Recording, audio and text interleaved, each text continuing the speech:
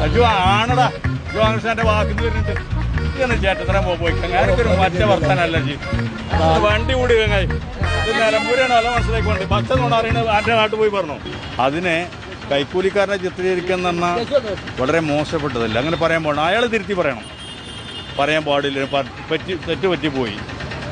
കാരണം ഇത് നമ്മുടെ അവകാശമല്ലേ അവകാശത്തിന് കൈക്കൂലിയാക്കി മാറ്റാൻ പറ്റുമോ 1.5 വർഷമായപ്പോ പെൻഷൻ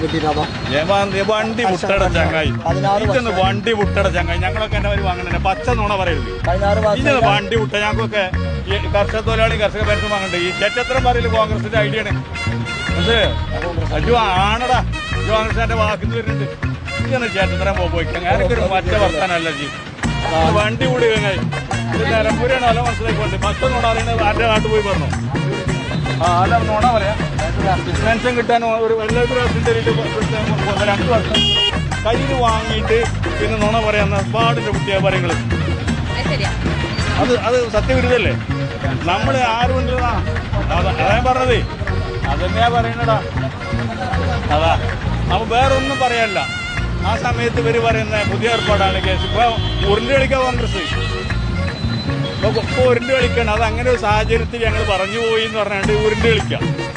കൈക്കൂലിയാണ് പെൻഷൻ